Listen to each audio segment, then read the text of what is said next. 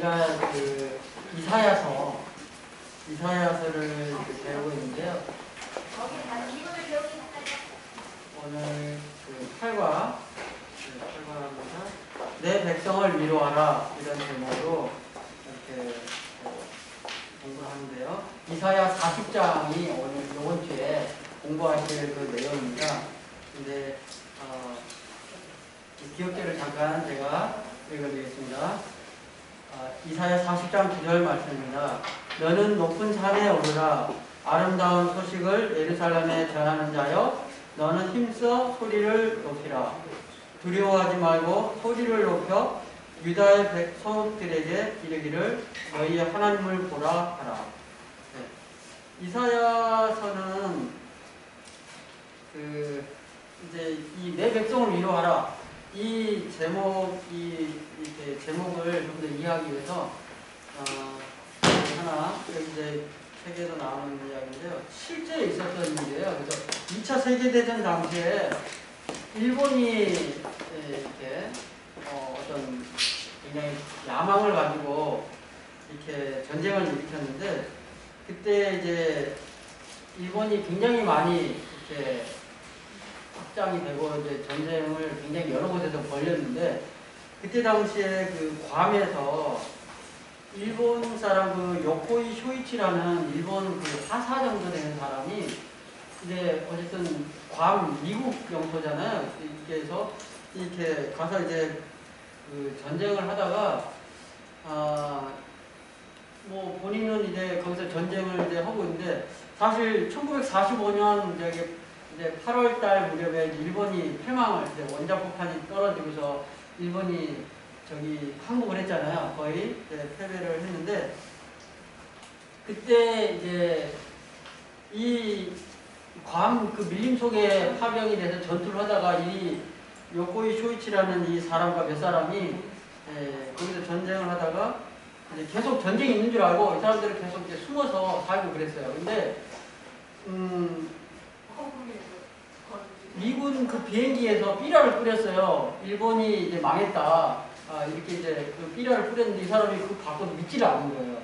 그리고 이제 전쟁이 계속 이제 되는 줄 알고 그렇게 하다가 27년이 지나서 막 굴 속에서 살고 그랬대요. 이렇게. 그래서 27년이 지난 1972년에 그 괌에 있는 그 주민들한테 발견이 됐어요. 그래서 이 사람이 혼자 이렇게 뭐 가재도 잡아먹고, 어쨌든 굴 속에서 아직도 전쟁도 하고 있는 줄 알고, 그래서 27년이 지난 1972년에 이 사람이 발견이 됐어요. 발견이 돼가지고 이 사람이 이제 일본이 엄청 28년 전에 망했는데, 일본이 이제 패배를 선언하고 2차 대전이 끝났는데도 아직도 전쟁 중인 줄 알고 굴 속에서 혼자 그렇게 살고 있는 거예요. 전쟁 중인 줄 알고. 그렇게 하다가 이제 발견이 돼서 이 사람이 다시 이제 너무 이제 문화적인 충격이 있죠. 그죠? 한 30년 이상 가까이 엄청나게 세계가 바뀌었잖아요. 발전이 되고.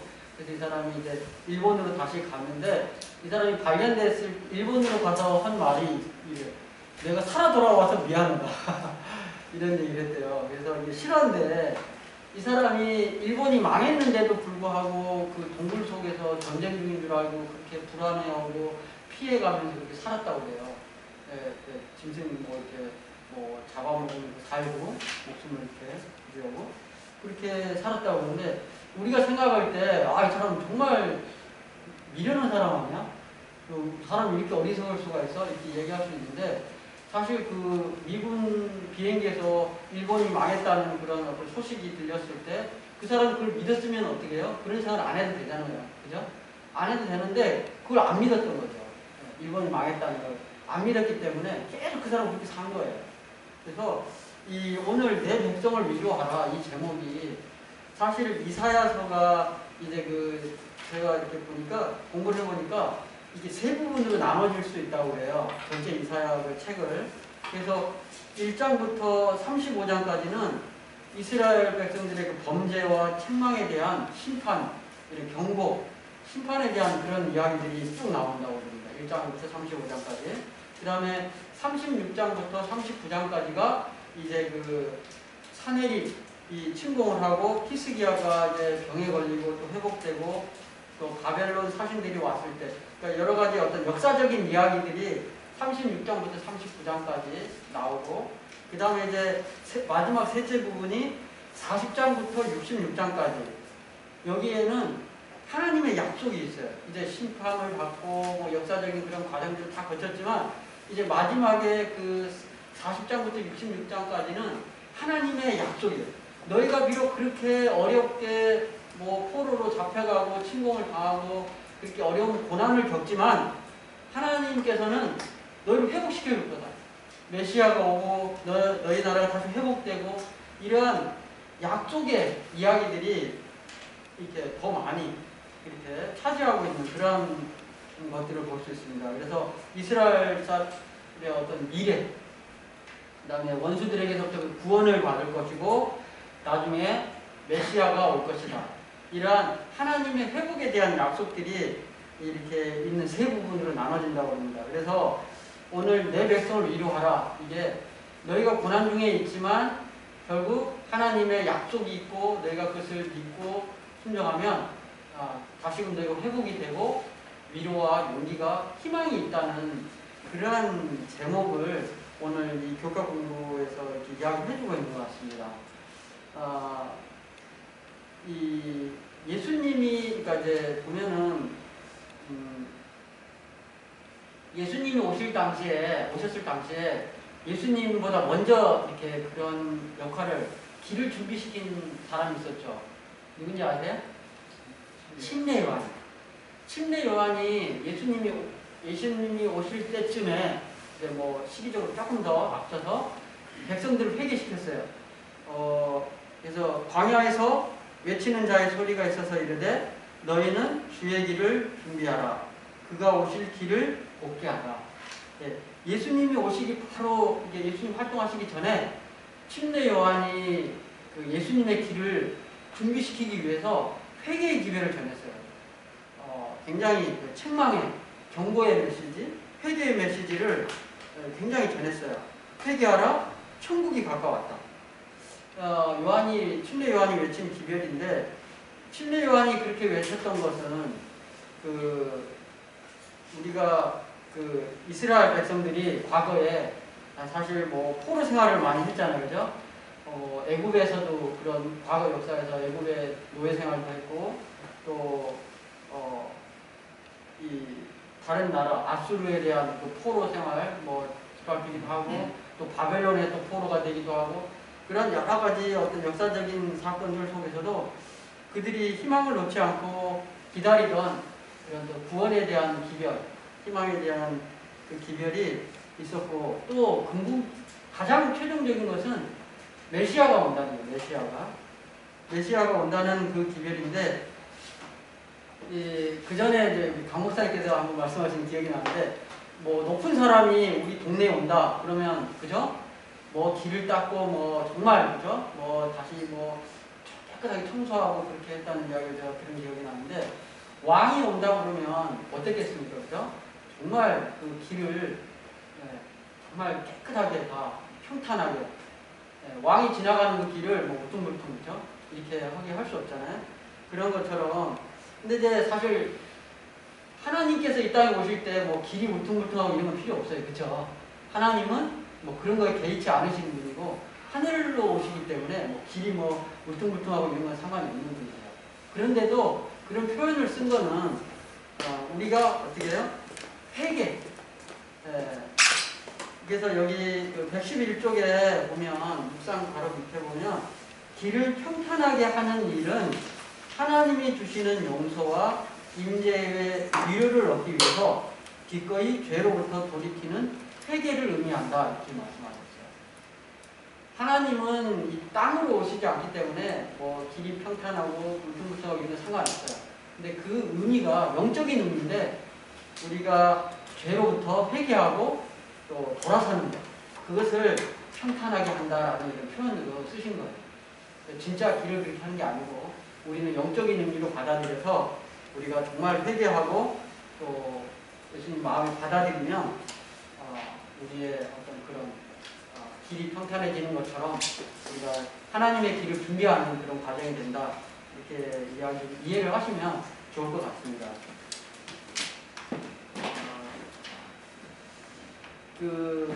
이사야 40장 9절에 보면 그런 말씀이 있습니다.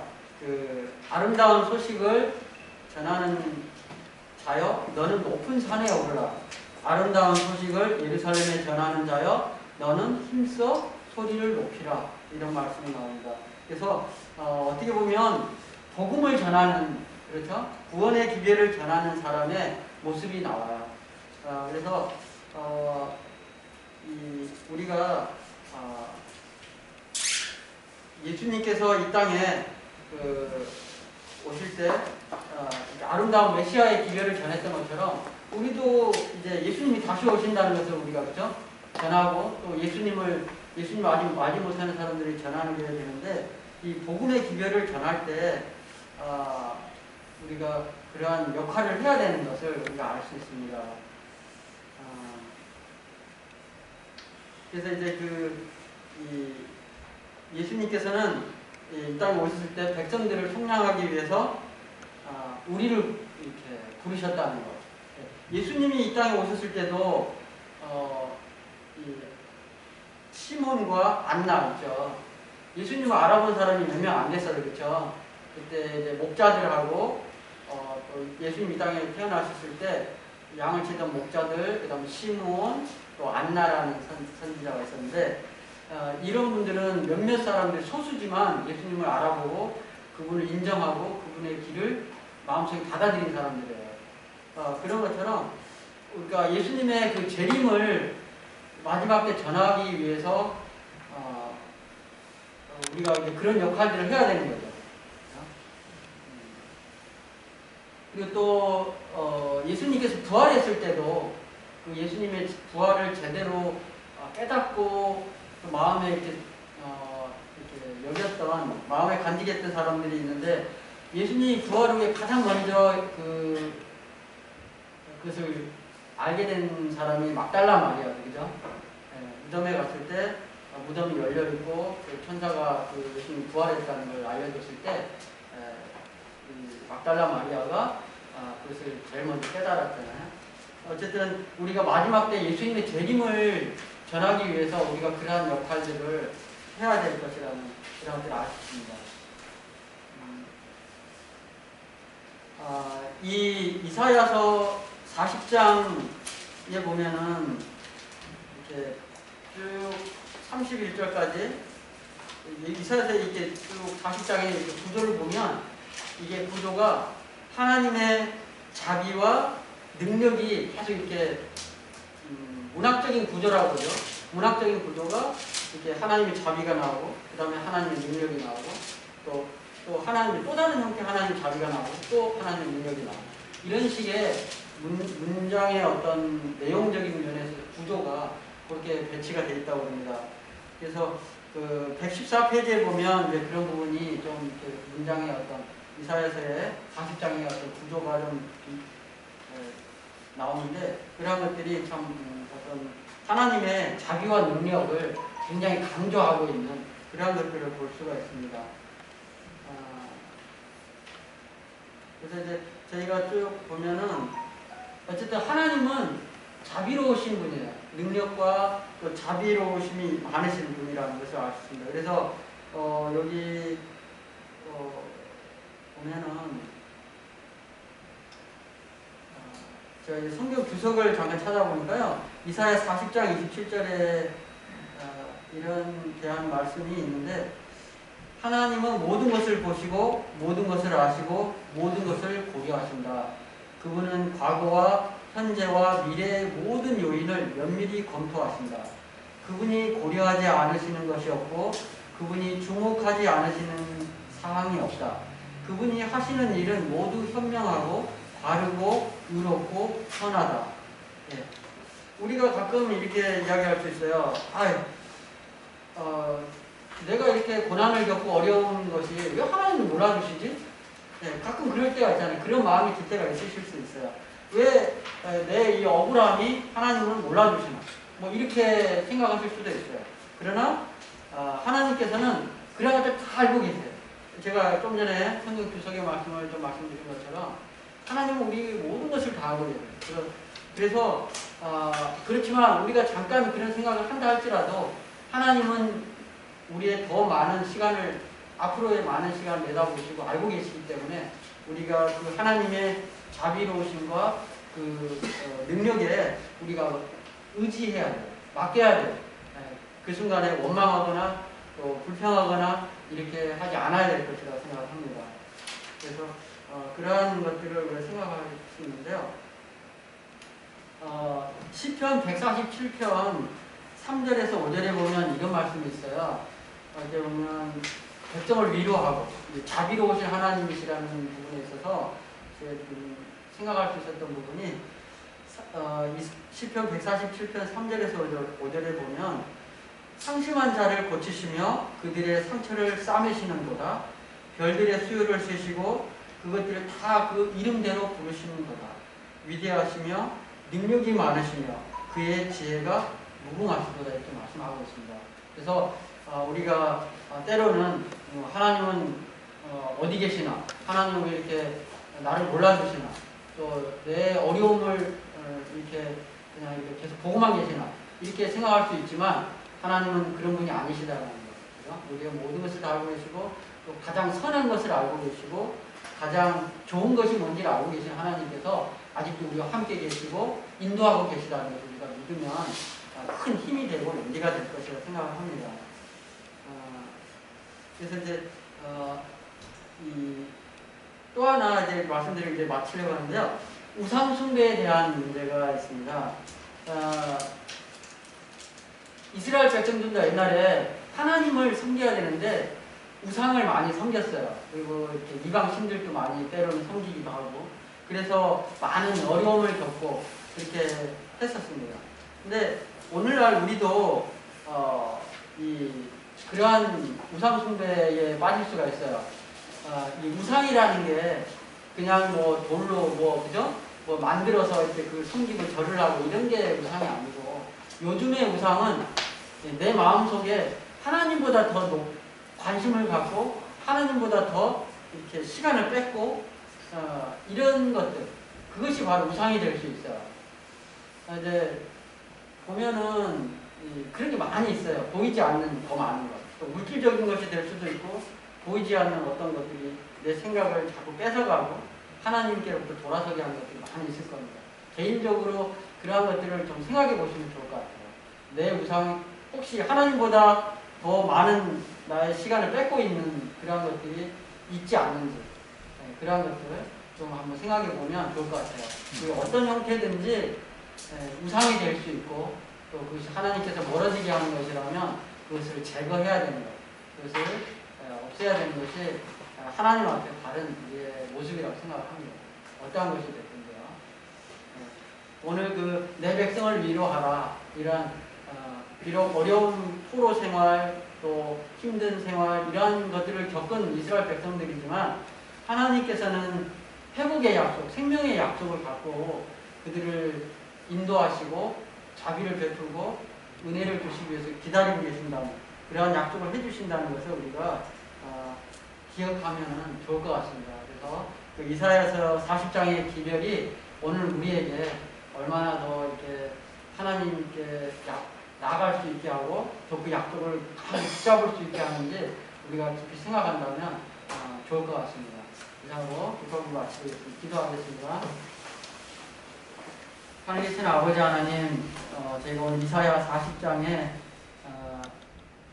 기별 내 백성을 위로하라 라는 제목으로 공부를 했습니다. 비록 때로 우리가 하루하루 겪고 또 지내는 그러한 모든 시간들이 또 때로는 힘들고 연약하고 또 굉장히 외로울 수도 있지만 그러나 하나님의 약속은 언제나 능력이 있고 자비롭고 강하시다는 것을 우리가 알 수 있게 도와주시옵소서.